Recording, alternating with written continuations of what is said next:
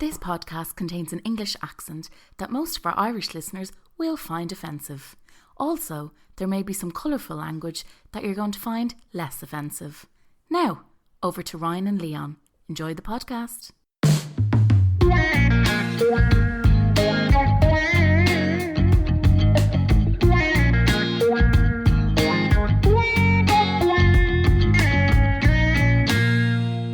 I rather like the fact that no one can make money from poetry, that it remains outside the marketplace as a folkway, as a human activity that remains, even for the masters, to a certain degree, amateurish. Amateur, the root of amateur being love. I wonder if part of the appeal of poetry to the young, to everyone, is that it is outside the marketplace. Bad or good, there's something authentically human about poetry that's no longer true about pop music or movies or television. Well, that's us fucked. What was that, fucking Triple H or something? That was Dana Gioia. Who's that? American poet, philosophizer, TED talker, woofer. Sounds Goes like, to universities and poses. he sounds like he's got a thick neck with that voice. No, he actually does, yeah. He kind of sounds like he's been doing a few crunches, brother, you know, and he's like fucking macho man Randy Savage cream of the crap. You know, kind of. Are you disappointed about what he said? In a way, he's true. Yeah. I don't think amateur... Well, amateur is like... So say look at the Gaelic games, right? GAA. It is massive money made in... Well, not as much like Premier League. Premier League is fucking colossal money. But it's an amateur sport. Yeah, People play GAA for the love of the sport, and it fills in 80,000-seater stadiums. It, you know, all over the country. There's all different, you know... and a big thing in parishes and communities all over the country, and it's an amateur sport. But that's probably why people love it so much, that it's not become monetized. Where like you'd look at, say, a hurler, right? And for those who are not familiar with hurling, Google hurling. It's one of those mental you've got these big lads, about 6 foot, with fucking sticks, and 15 years ago helmets were made mandatory.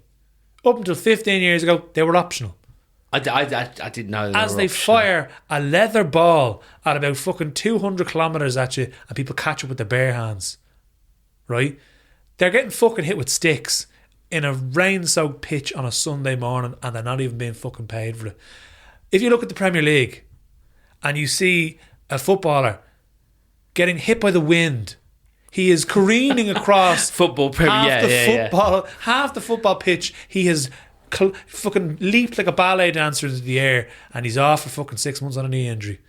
And he's like, yeah, that is true. Right, John, it's mad because the cameras are so good in a Premier League stadium that they can shoot an 8K at this person taking a dive. Like, the cameras can see it. There's about 5 cameras on you. They know you've just jumped in the air, and they still do it anyway.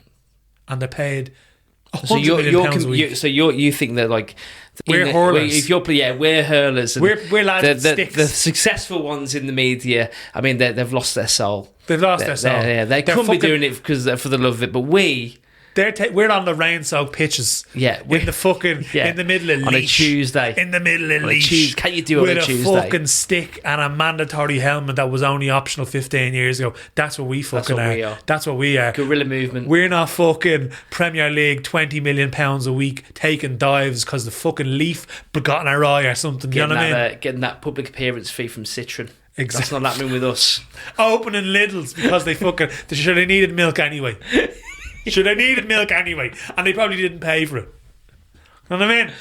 But in all fairness, though, would you not? I do think the fame of, let's say a county footballer, is probably the fame that you probably do want, because you get to, you're not internationally famous, but the priest knows you. Yeah, you probably get drinks for free. You probably do. You probably get an office job. You probably would get a good enough John, come over here and put a suit on you. Comes from a good family. Comes from a good family. And probably gets the fittest birds. Well, look, You don't know what celebrity is until you've been down to fucking Tralee at 3 o'clock in the morning. Yeah. And there's a lot that plays for fucking county. Well, this is what I'm saying. Yeah, that Kerry is probably the fame you footballer want. in Horan's nightclub in Tralee at 3 o'clock in the morning. Do you know who they're going home with? They're not going home with fucking Cecil from Dublin. I'll tell you that. No, they're not. 2 up, 2 down. Now I'm talking about fucking. They want Padraig, who's been out in the fucking fields, pulling up sod with his hands. That's what they want. God. Jesus, I came out hot today. Yeah, you you did, know yeah. we had 2 weeks off. I'm full of fucking passion. Full of passion. Are you alright? I'm alright, yeah. Yeah, same. I'm ready alright. to go. But as we say, I'd rather be a fucking county footballer or a hurler. And do it for the now. For the love of it. For the love of Now, it. in fairness, there are some few county footballers that do make a lot of money. So I would like to be a county footballer that makes a lot of money someday. Well, you'd like to be But I'm doing it for the love of the game. a poet that on the sly maybe gets sent to Qatar for a poetry convention that no one knows about. For a tax-free convention. Come back and go, how's it all going? Yeah, it's going great. Yeah, listen, not really making much, but I still love it. Where'd you get all the- where were you? Where'd you get all the Persian rugs? Listen, nothing. Don't worry about it. Do you know what I mean? Do What's not the brand worry new about it. What's the new Citroen doing out in the front garden? It was a donation. It was a donation. Say nothing about that. I love the game. Fucking hell. That's all I'm doing it for. Well, if we're going to get to that level of popularity, I have to figure out a way to drop the imposter syndrome. Because I'll tell you, when we did the book festival, thank you, by the way, to anyone who came. You're all amazing. And had a bit of crack with us after. But that all morning, right, leading up to that day, you know what I was doing actually in the pub around the corner? I was in O'Connor's pub Psyching before yourself up, you really. came up to Merrion Square. And I had a copy of my own poetry book. Reading my own poems in some kind of weird, this isn't, you can do something. And here it is. Here's just how weak is my ego. You were reading my own poetry collection. Get battered by yourself. Before we did an international literature festival. Yeah. It's weird what things do to you. It's a good poem book as well, though, I have to say. It's it a is great. good poem. I have to say. I mean, it landed with no critical acclaim, but I had a great time. As long as you fucking enjoy it, that's the main thing. I mean, Mum. And your ma. That's all. What more could you want? Do you know what I mean, though? Like, if you're going to try to do something in any walk of life, you have to at some point go, no, actually, they probably deserve this at some point. Yeah. Yeah. Like, none of the things that we do or I've done, I feel like, come with a level of comfort. Like, yes, this makes sense. Yeah, but you have to, pushing the boundaries is putting yourself into an uncomfortable space. Yeah, that is true. Where you start thinking, Jesus, how did I even get here? And it's even last week I did the gig with Katrina O'Sullivan in Bowlands Mill, and there was about 10 staff that greeted me when I walked in. I was the first one there. I shook everybody's hand. I shook everyone's hand. I was like, I'm just going to be professional. And hello. And hello. And I was committed now. I'm the poet. I am the poet, yes. And then I'm fucking backstage with Katrina O'Sullivan, and I was like, this woman's been on the fucking bestsellers list for 3 years. 3 years, something. 3 years. And I'm sitting in the same room as her. It was fucking ridiculous. But after the gig, I remember even getting the first poem I was on. I could hear my mouth clack because you only get that fucking nervous and your lips are fucking curling up on themselves. They're that dry. Had a little sip of water. Yeah. And I was grand. Gig went really well. Was chatting to her afterwards. Felt great. But I was shitting myself the first few minutes. The first half an hour, I'd say, probably. I was shitting myself because you're in an uncomfortable space. But ultimately rewarding. Yeah. The good thing about doing it for many a year now is your body's like you're like a Citroen car. The start of it takes a while to get the engine going, but then you trust the car that will find the breaking point at some point. It will be a smooth drive. For a man who does not drive, you're really down. You're selling this fucking Citroen car. Good thing we didn't get that dealership sponsor. Yeah, great. If there's a local Lucan driving instructor that wants to post their podcast, sponsored by Lucan Driving Follow School. us on Patreon. I hadn't seen you for a few weeks. I've been in England, back and forth a little bit. I was in Manchester last couple of days. I wanted to go into a bookshop that I'd heard about, and it is called The House of Books and Friends. Oh, Did you buy any friends? Did I buy any? I couldn't purchase any friends, but I did make some friends. Oh, well, actually. There you go. Well, you know what it's like. You go in and you go like, sorry, do you have any work from any local poets? And then literally 3 sentences later, you want to go like, oh, by the way, do you know what? I do this poetry podcast and you're interested in poetry? I did Here's a collection of my poems. Yeah, but thank you to the staff for bearing with my nonsense on the day. But I met a pal. I met a friend. We were in the poetry corner, and this guy standing next to me was overhearing the conversation I had with the bookseller, and his name was Sam. Right. He was like, oh, I like poetry as well, and yeah, let me find what the podcast is. And he followed us. And Sam is based in Manchester, from the south of England, and performs poetry. And I asked him if it would be okay for me to share one of his pieces. Ooh. And it's untitled, but I just think it'd be a great start to the show. This is a poem by Sam Tovey. Remember, you cannot look at the sun or death for very long. Both arrive the same way, slow enough to ignore, sudden enough to undo you. Time moves politely at first. It lets you make plans, fall in love, forget to say the important things. Then one day, you notice how quickly light leaves a room. We think we have longer. We always do. Longer to hold hands, to feel everything fully, to stop rushing the moments that are already leaving. Depth lives here, in knowing this will not last, and choosing tenderness anyway, in loving like it matters, because it does. One day, it will be too bright to stare at, too late to rehearse. So feel it now. Stay. Look closely, but not too long, and let what you love change you while it still can.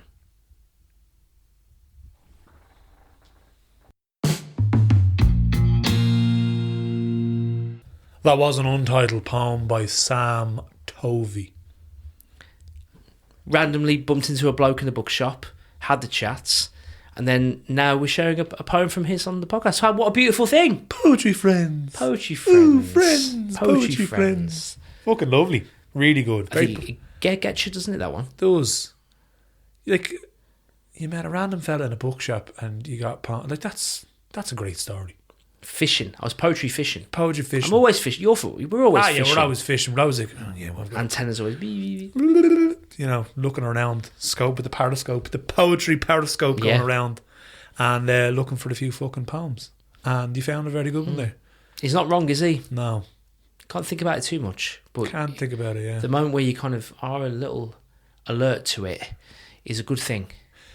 But you should always wear sun cream. Don't stare at it too long, but wear sun cream. Yeah. Just to be safe. Just to be safe. Can't not acknowledge the sun. Can't not acknowledge death. Otherwise you'll be fucking dead and you won't even know about it. Welcome death through your door with a cup of tea and go, listen, you're not staying too long, but I'll have a chat with you. Become mates with death and then he'll think bad about taking you off. Unless he becomes too good of your mate and then he wants to keep you forever. He wants to hang out with you more and just... And you'd be like, fuck off. They're dying in a really weird way. Like choking on a fucking Christmas thing. I knew this would happen. It would definitely be a hunky-dory. They're just too rigid. They're too rigid and sharp. I was scrolling the bowels of Instagram, as I do. And I found, and you know what, the algorithm now is starting to realise what I like. In a good way. The tits have disappeared. The tits have disappeared and the poetry tits have arrived. Let's just say. How long do you have to read poetry before the tits disappear? Just asking for a friend. Asking for a friend. The breasts of literature have found me now. And it's much better, I have to say. Much better. Not that I was looking at tits on Instagram. I'm not that kind of person. Come on. But these are the metaphysical literary tits. Yes. Anyway, it's now trying to it's enriching me with all this random shite that is very good.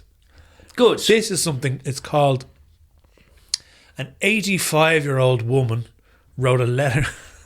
Start thinking about old dudes. Oh no! Now you're thinking about when in the Royal Rumble that woman flashed. What's her name? I have to compose myself. Maggie something. I'm trying to compose myself. Hang on. May Love. That was her name. Hang on. Okay, I have this. An 85-year-old woman wrote a letter to her younger self, sharing how she would live her life differently if she could. This is said letter by Nadine Stair. If I had my life to live over, I'd dare to make more mistakes next time. I'd relax. I would limber up. I would be sillier than I have been on this trip. I would take fewer things seriously. I would take more chances. I would climb more mountains and swim more rivers. I would eat more ice cream and less beans. I would perhaps have more actual troubles, but I'd have fewer imaginary ones. You see, I'm one of those people who lived sensibly and sanely hour after hour, day after day. Oh, I've had my moments. And if I had to do it over again, I'd have more of them. In fact, I tried to have nothing else, just moments, one after another. Instead of living so many years ahead of each day, I've been one of those persons who never goes anywhere without a thermometer, a hot water bottle, a raincoat and a parachute. If I had to do it again, I would travel lighter than I have. If I had my life to live over, I would start barefoot earlier in the spring and stay that way later in the fall. I would go to more dances. I would ride more merry-go-rounds. I would pick more daisies.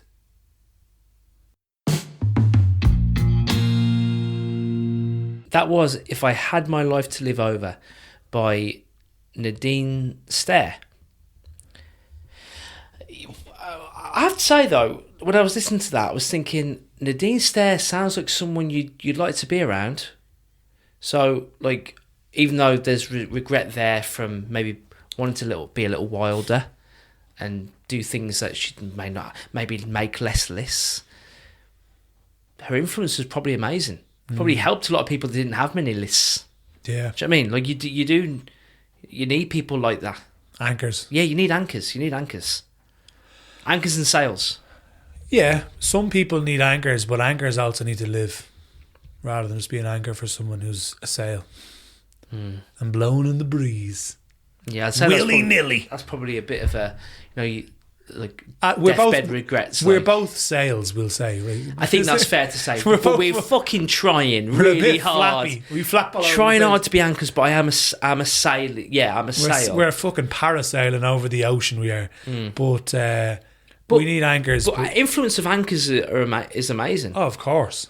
And people who are happy to be anchors, by God, you're doing God's work. Yeah. You're fucking incredible. But people that are circumstantial anchors probably want to live a bit more like sails. It is fair to say though, like that when we knock that door upstairs or downstairs, however well you've done here in the game of life, you're always going to go maybe.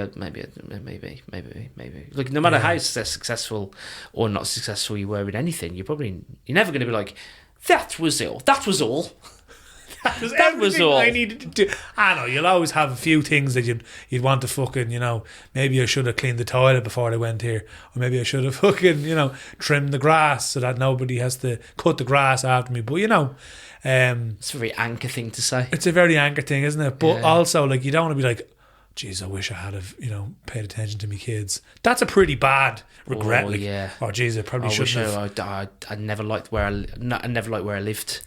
Imagine that. I didn't like the job that I did. Or like fucking I married the wrong person. Hated my family. Oh, man.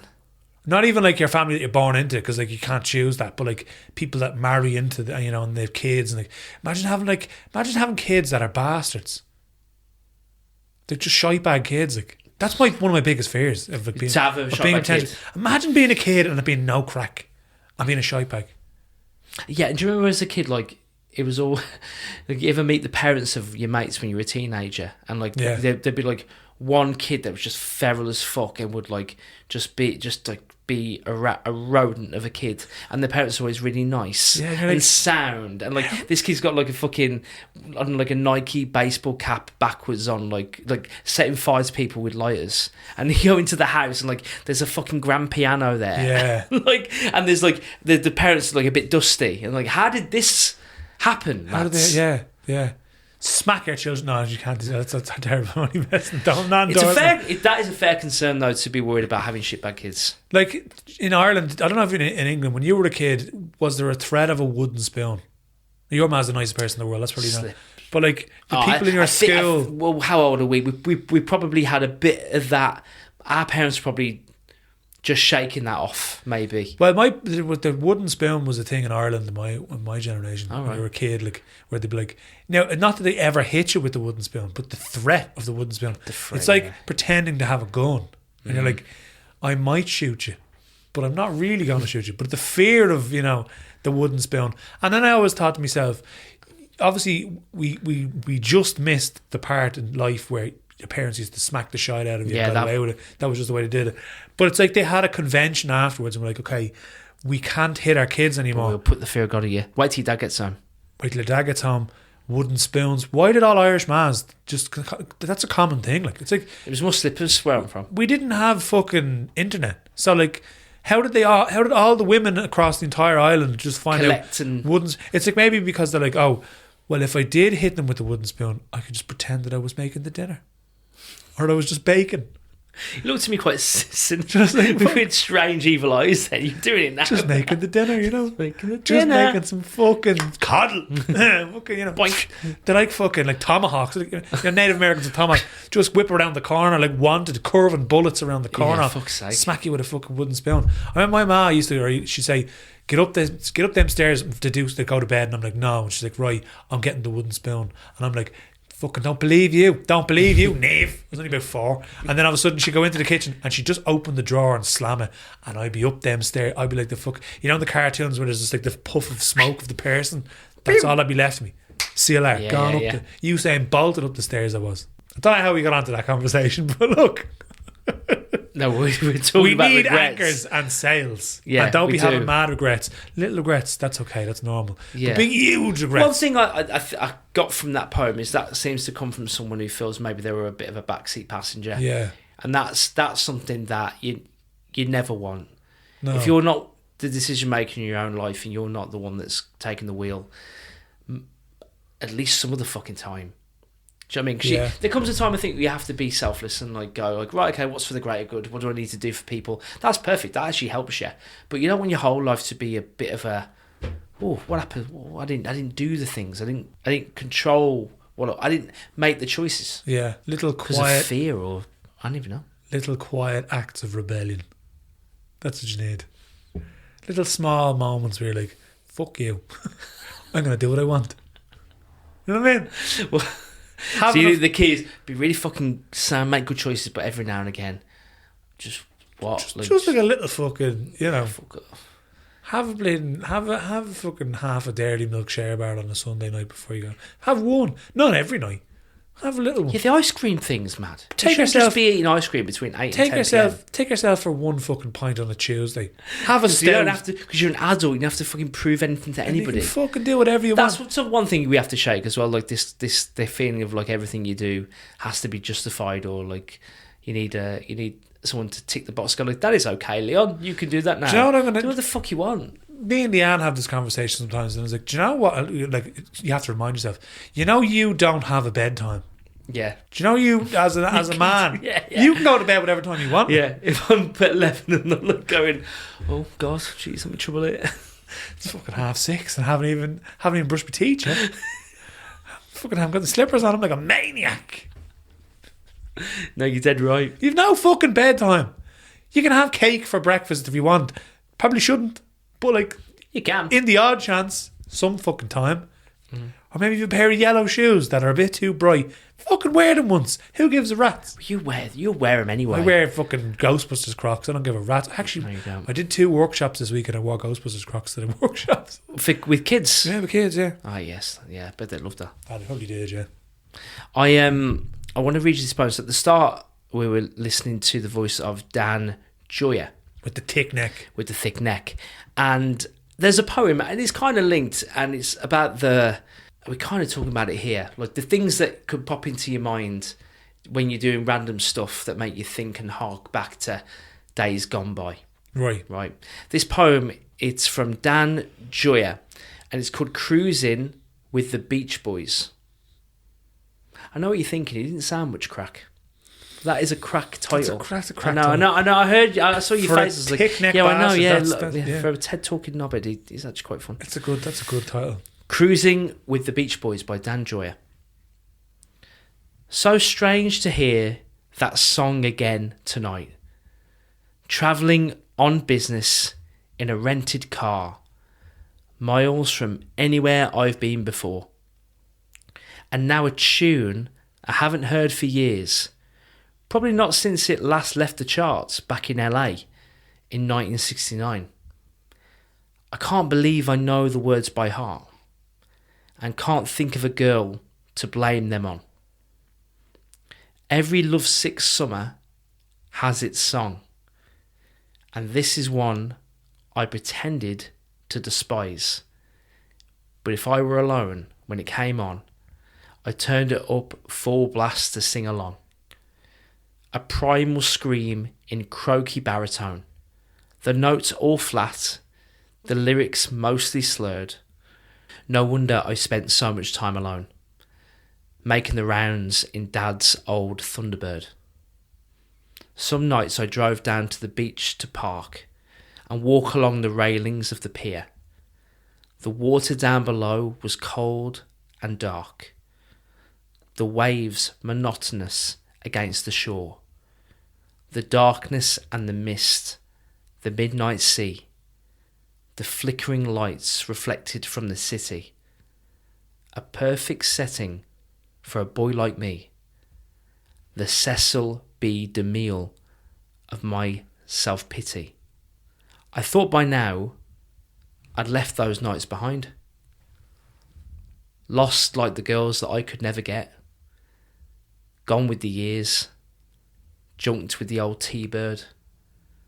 But one old song, a stretch of empty road, can open up a door and let them fall, tumbling like boxes from a dusty shelf, tightening my throat for no reason at all, bringing on tears shed only for myself.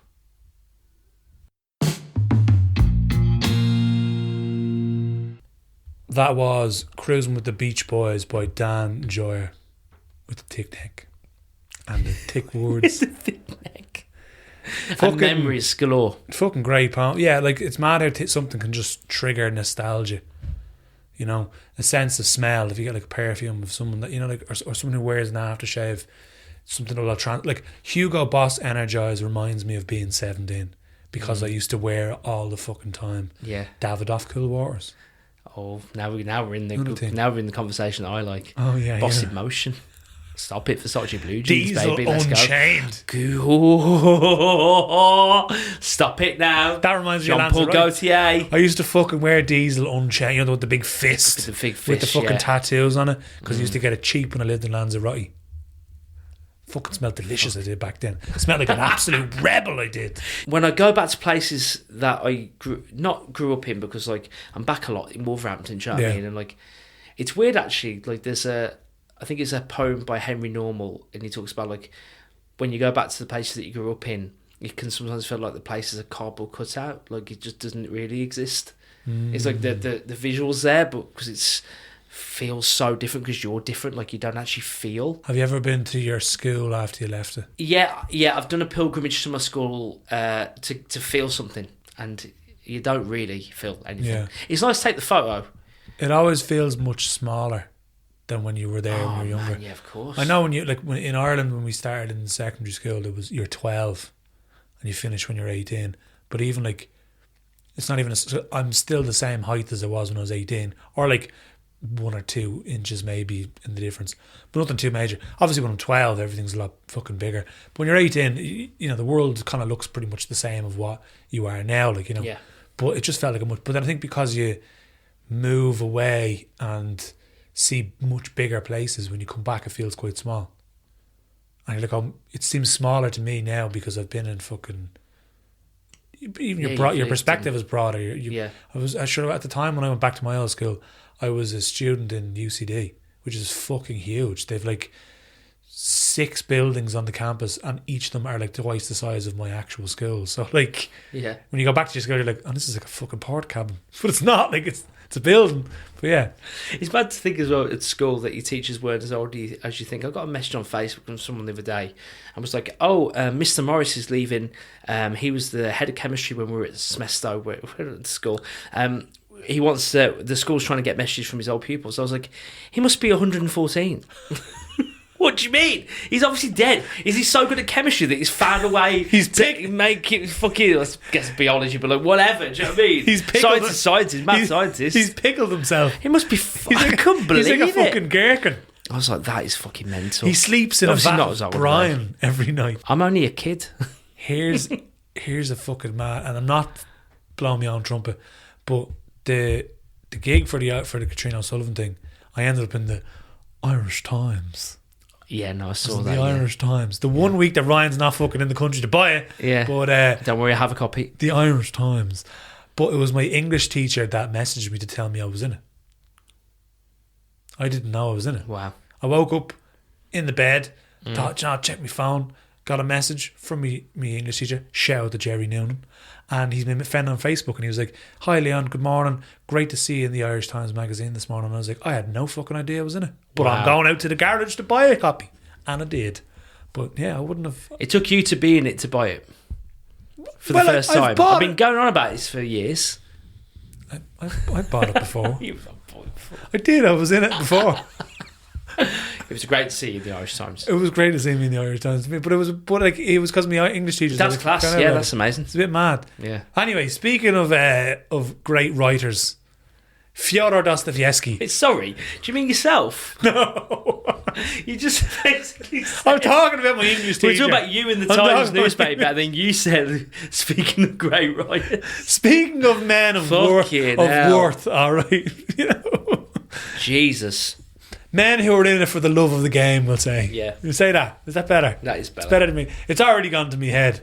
I'm a writer. I'm a feature of the Irish Times magazine. I definitely would. As an Irish Times writer. No, not You're really. An Irish Times writer. I'm not a writer for the Irish Times. They're just someone that they fucking put them in there. Put them in there. Go on, that bearded woman. Anyway, here's Fyodor Dostoevsky. I'm trying, you know, if you're familiar with 19th century Russian literature, accidentally invented existentialism, wrote Crime and Punishment. Yeah, you're miserable read. Going on about you reading Crime and Punishment in a second. Miserable fucking read, I have to say. It's not happy in the way possible, but a good piece of writing. Anyway, here's something that's not as depressing as Crime and Punishment from another esteemed writer. I have to compose myself again. Yeah. And to put my reading voice on. Above all, don't lie to yourself. The man who lies to himself and listens to his own lie comes to such a passion that he cannot distinguish the truth within him or around him, and so loses all respect for himself and for others. And having no respect, he ceases to love, and in order to occupy and distract himself without love, he gives way to passions and coarse pleasures, and sinks to bestiality in his vices, all from continual lying to other men and to himself. The man who lies to himself can be more easily offended than anyone. You know, it is sometimes very pleasant to take offence, isn't it? A man may know that nobody has insulted him, but that he has invented the insult for himself, has lied and exaggerated to make it picturesque, has caught at a word and made a mountain out of a molehill. He knows that himself, yet he will be the first to take offence and will revel in his resentment till he feels great pleasure in it, and so pass to genuine vindictiveness.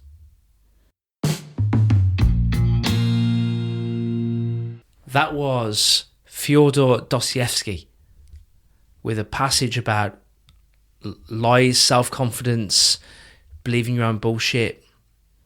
I read something the other day and it stuck with me since I've read it, and it is what real confidence is the mass amount of evidence of the things you have brought to the world that support who you are. So the constant evidence that you're doing, that you're showing up, that are completely yourself. That's how people grow in their confidence. It's not about like being good at public speaking or chatting or good in a room or like being, you know, like what's the word? An extrovert. It's about what is the evidence that you're putting out to the universe that is showing you is exactly who you really are, and that is how confidence is shown. And you know, you meet people and they're just so them. Yeah. And there's no like hidden, like shoulders are going a bit hunched and they're talking a little bit mumbly. Like it's because they're not showing them real selves. Yeah, they're not playing a character. They're just being themselves. And I find that, like, I remember being a teenager and really wanting people to like me. And I used to try be someone that people would like. And it was very hot and cold and probably pissed off a few people from just being annoying or trying or whatever. And then when I became like 19, I kind of just had a realization. I was like, well, I'm just going to fucking be myself. I'm not going to be this person anymore. I'm just going to be who I am. And if people don't like it, fuck them.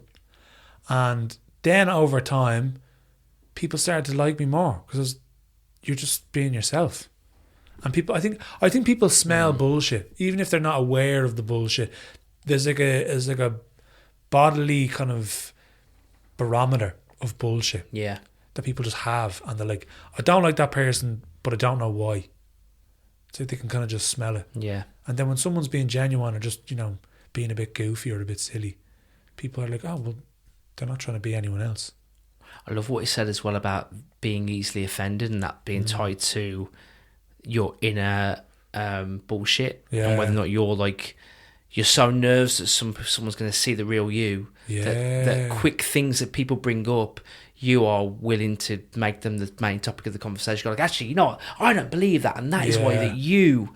It's like, oh, hang on. There's a lot of fragile people out there. Yeah, very fragile. They weaponize their ideologies, and they belong to a certain group, and if you go against the methods of that group, or even just have a conversation about it, they're straight on it.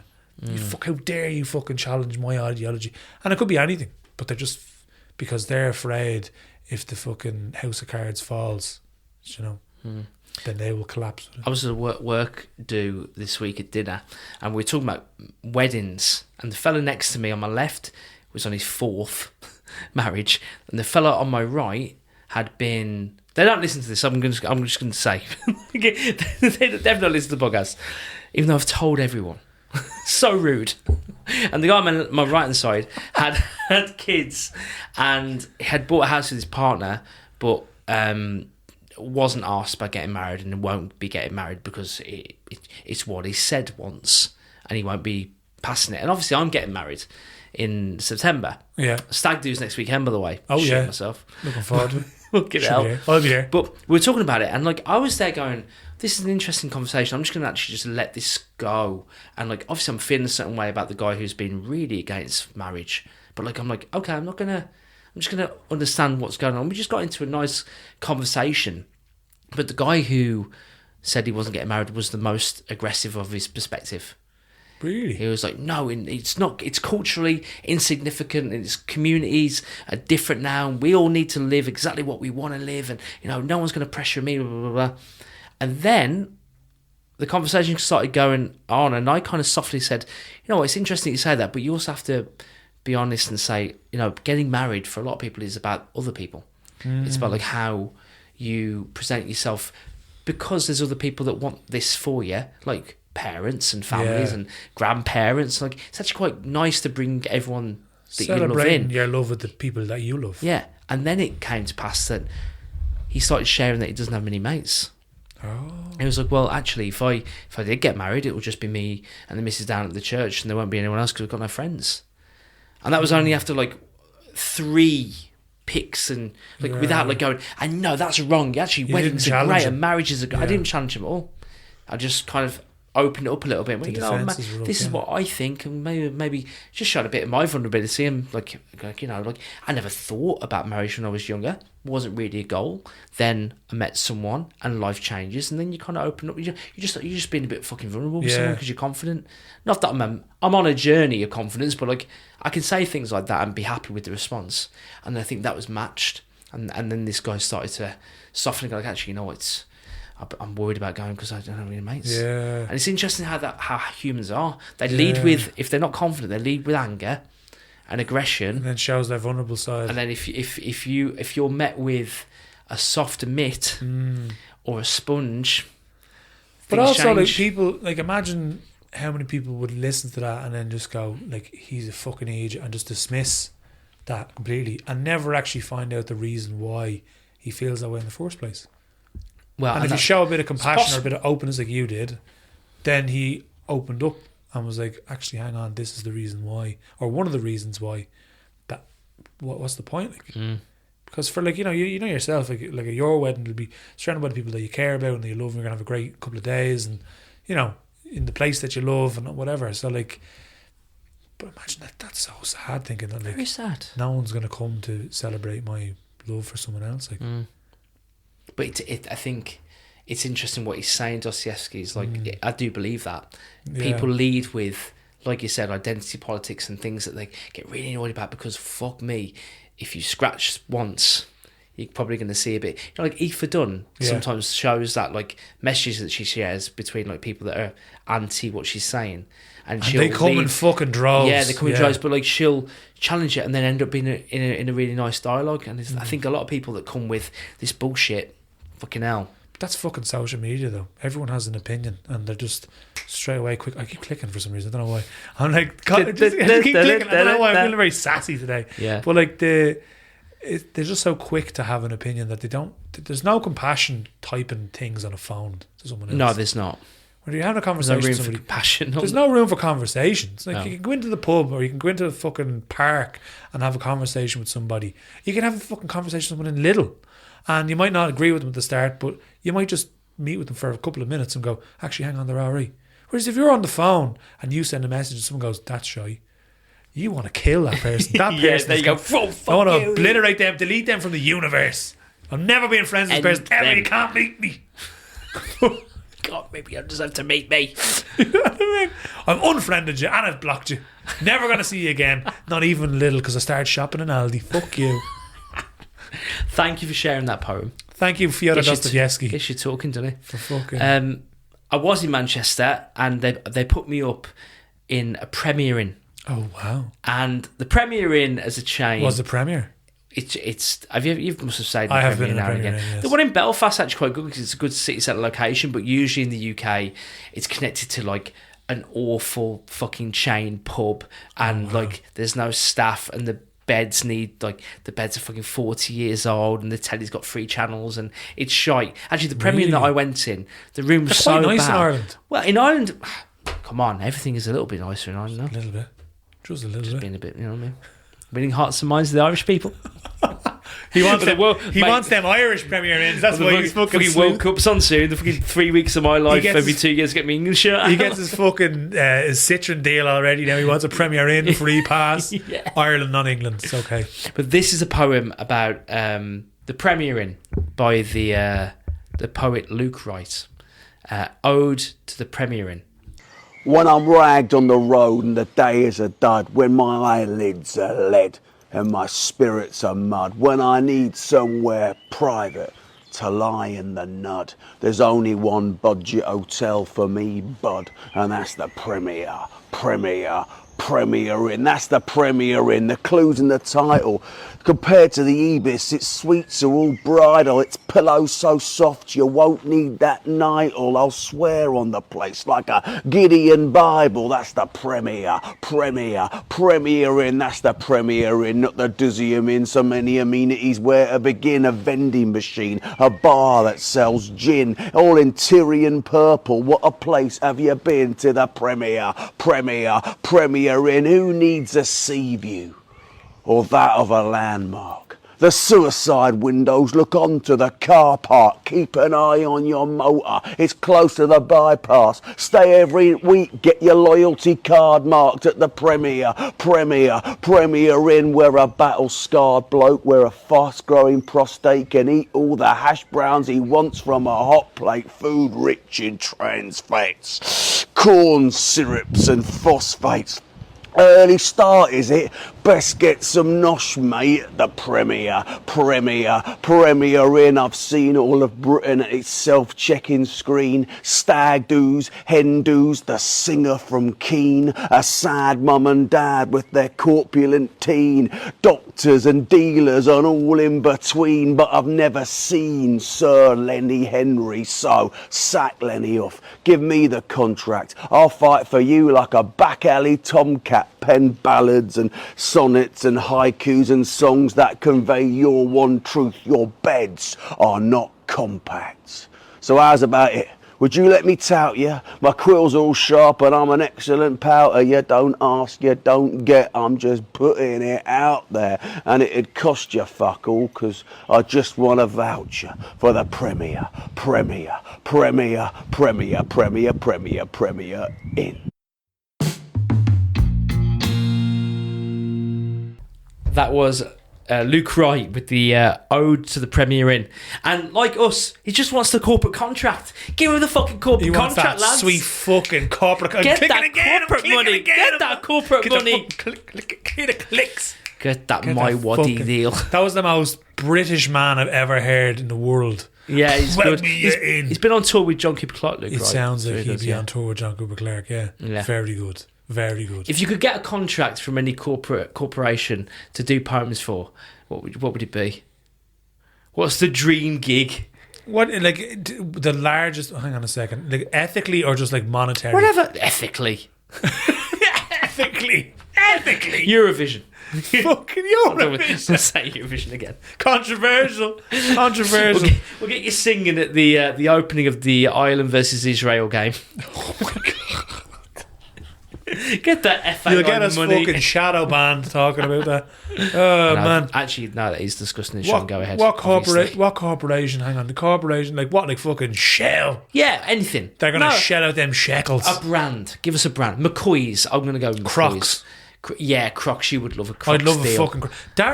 Dara Fleming wrote a poem about Crocs, and they fucking sent him a free pair of Crocs. Yeah, standard. I ran a fucking marathon in a pair of Crocs, and they didn't send me an. I don't have the reach. He got the fucking key to Cork. He was Cork's person of the month this week. Yeah, was he? What? Key to fucking Cork. The most popular boy in the parish. Ridiculous. Anyway, I want a pair of free fucking Crocs. Several pairs of free Crocs. Crocs, you go with Crocs. Crocs would be good, yeah. I want them new slipper Crocs. The ones that are like sliders, but they're Crocs. I want to do something first, something that's quite chaffy. A bit, you know what I mean? Like, yeah. River Island. I want to do a River Island poem. You want to bring back Top Man and then be the face of it? Oh, stop, don't. Honestly, I'll stop crying. Skinny jeans and I'll be the V-neck face t-shirts. of the return of Top Man. That's my gig. That is my life goal now. Top bloke. Top man. Man on top. Man on... No. Man on top. My love on top. Sorry. At the start of the show, we were talking about poetry not being commercially viable as an outlet. Yes. And, well, interestingly enough, we have a problem sent in from one of our listeners for someone who has actually made quite a good living out of being a creative person, the Agony Aunt. Oh, you're one. She's the most corporate artist I've ever heard. I'm telling you, she lives in a fucking ivory tower on the 75th floor. 75th floor. They don't even have buildings. I had to fucking go to Dubai to the Shard to get a fucking poem over. What was the problem? Well, the problem is, and I think this can be solved with a poem, if I'm honest. Do you think so? Well, here's hoping. Here's hope. This is what the segment's for. A person lives in a fucking 75th floor apartment, you hope so. Yeah.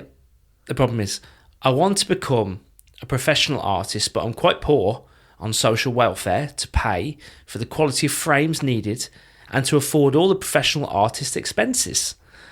I have to slow down my ambition to becoming professional, but how to deal with the disappointment. There's a lot going on here, by the way. There's a lot going on. To be honest, it looks like a painter, I think that person is. And funnily enough, there are a lot of paintings in the apartment of the agony aunt. She's a collector of art, some would say. And I went to the apartment, actually she flew me over to Dubai, luckily enough, on the corporate helicopter. Business card expense. Yeah, I didn't pay a fucking thing. She was going to put me up in the Premier Inn, but I said, look, I'll stay in yours instead. She was in the 7-star, the 7-star hotel in Dubai. There's a 7-star hotel in Dubai. She lives in the fucking penthouse suite. Wow. I had to go up there, right? And amongst all the fucking decorum and all the art going around, I said to her, we need a poem. We need a poem from you in this luxurious palace of yours. And she said, see that painting over there? I said, I fucking see that one. She goes, go over to the frame. And behind the frame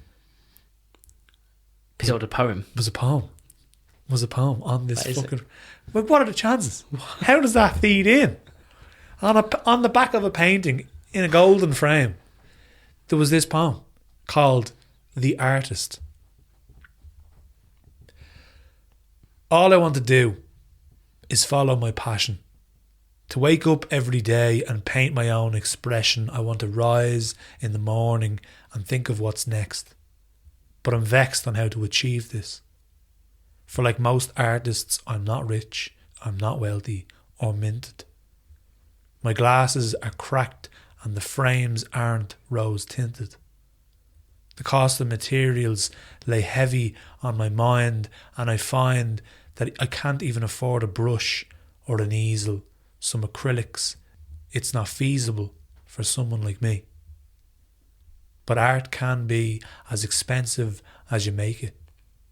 You don't need the best equipment to take something from the ether and shape it into something beautiful. You just need a pen and a pencil, maybe some cardboard for the stencil, chalk and a pavement, a stick and some sand to make a statement. Because art is for everyone. You just have to keep going. And maybe then when you're busy creating, the cheddar cheese might start flowing.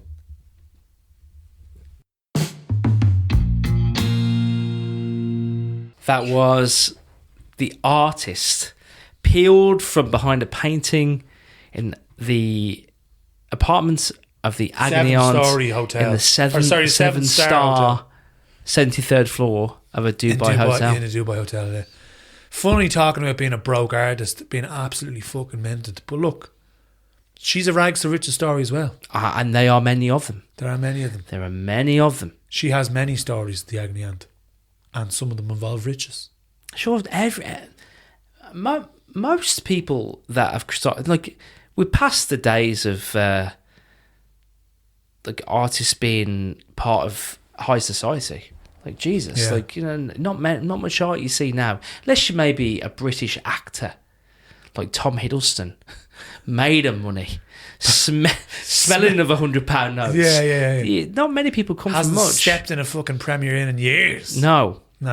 So I think just be a bit confident that there's a world of artists out there that also came from places that they just couldn't afford anything. Yeah. Just believe it. Fucking believe it. You can fucking draw something on a napkin and it's still art. You don't need to have fucking 1,000 thread quilted Egyptian sheets to write upon. You know what I mean? I don't know why. I didn't know where I was going with that but one. the world needs people that are making art in the world of AI, you know, in the world of people, shortcuts, and every fucking every post that you see now, like a picture of like what's going on at a pub, all look the fucking same because they're all generated with the same AI template. You ever see that now? Well, if you think about, look at, say, like craftsmanship, so say like a mass-produced table or a handcrafted table, which is more expensive? The handcrafted table. Yeah. So things that are made by hand and with time and attention. Like the handmade Swiss watches that are all mechanical, that have like 1,000 pieces in them, are worth fucking ridiculous amounts of money than something that was made in a bleeding factory. And also the poetry that has been made through blood, sweat and tears and the hands of artists is worth fuck all, actually, I'm sorry. We shouldn't have even started this Who have conversation. spent fucking Sundays soaked on a gar pitch with a fucking stick while big lads run at them with a leather ball. That's what we're doing for the love of the game. Yeah, and you, mystery painter, join us on the guerrilla movement of getting paid nothing. Don't go into the Premier League. Go into the fucking GAA instead. You'll have more points and more crack.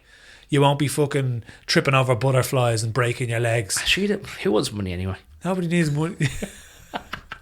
But speaking of money, we have a Patreon account. We do. If you like to support the show, if you want to get rid of some of your money, we can hold it. we can definitely hold it. If you'd like to support the podcast, you are so welcome to. We've had a few new members recently enough as well. Thanks. So thank you and welcome to the community. Do join us. It's on our Patreon, like it's €3 a month. And we're going to be at when this comes out, we'll already been done it. And it would have been fucking amazing. Magic of media. We'll already been done it. We're telling you from the future. You'll be listening to this in the future, but we'll be talking from the past. So if you came along to Swords Castle on Saturday afternoon, thank you very much. You were fucking incredible. You were great. Thanks so much. I knew you were going to be as interesting as you was. I knew all those people would show up for us. We got a track from, and you're going to love this. This is a bit up your street. It's a bit grungy. Oh yeah.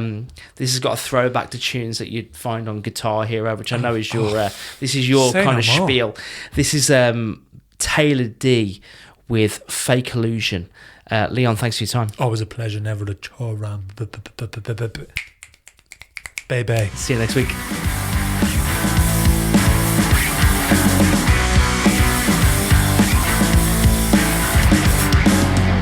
Everybody hates me and I don't know why. Haven't even spoken, never looked them in the eye. So I changed my name and dyed pink in my hair, just to hide the truth. But if they knew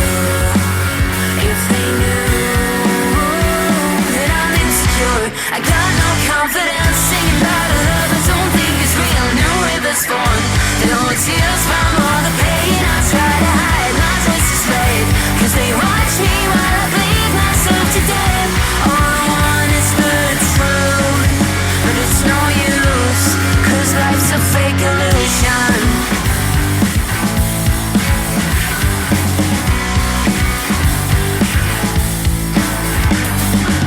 As far as popular opinion goes, I'm a narcissist and I'm so self-absorbed, but they don't even know me. If they add to the